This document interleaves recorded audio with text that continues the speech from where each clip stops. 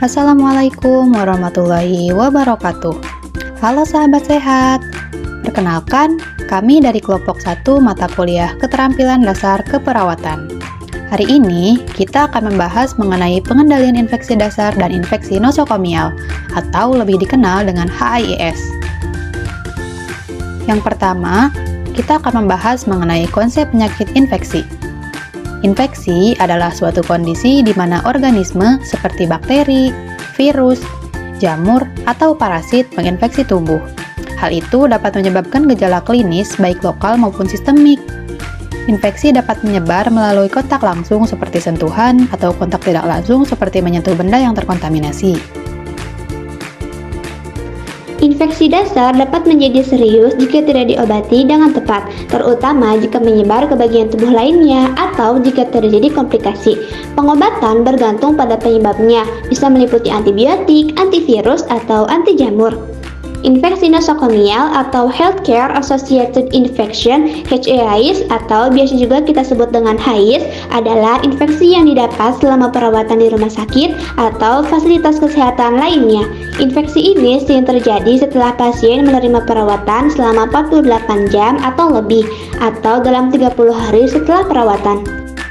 Fun fact, HAIS merupakan salah satu penyebab utama kematian yang tidak dapat dihindari di fasilitas kesehatan. Ada 3 faktor utama yang mempengaruhi timbulnya HAIS. Pertama, ada pejamu. Ialah pasien yang datang ke fasilitas kesehatan yang pada umumnya dalam kondisi kesehatan yang terganggu dan kekebalan tubuh yang melemah.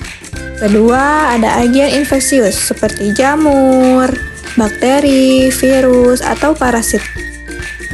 Yang ketiga, lingkungan seperti pasien lain, tenaga kesehatan, keluarga pengunjung, dan peralatan medis. Pencegahan dan pengendalian infeksi atau PPI adalah upaya untuk mencegah dan meminimalkan terjadinya infeksi pada pasien, petugas, pengunjung, dan masyarakat sekitar. Fasilitas pelayanan kesehatan. Berikut ini cara-cara mencegah dan pengendalian infeksi. Yang pertama ada perlindungan petugas kesehatan, pemeriksaan kesehatan berkala serta waspada dan hati-hati dalam bekerja untuk mencegah trauma saat menangani jarum. 2. Kebersihan tangan. Mencuci tangan selama 20-30 detik dengan alkohol base hand soap dan 40-60 detik dengan sabun dan air mengalir. Apakah kamu tahu seberapa jauh tetesan dari batuk atau bersin bisa menyebar? Jawabannya bisa sampai 2 meter. Etika batuk yang baik seperti menutupi batuk dengan tisu atau siku bagian dalam dan membuang tisu dengan benar dapat mengurangi penyebaran patogen. 4. Penempatan pasien. Satu kamar hanya digunakan untuk pasien yang memiliki risiko penularan terhadap orang lain. 5. Menggunakan APD. APD seperti sarung tangan, masker, gaun, dan pelindung wajah melindungi kulit dan membran mukosa dari paparan darah, cairan tubuh, dan sekresi lainnya. APD dilepaskan dan dibuang saat meninggalkan ruangan pasien, dan jangan lupa untuk melakukan kebersihan tangan. Yang keenam, melakukan teknik aseptik.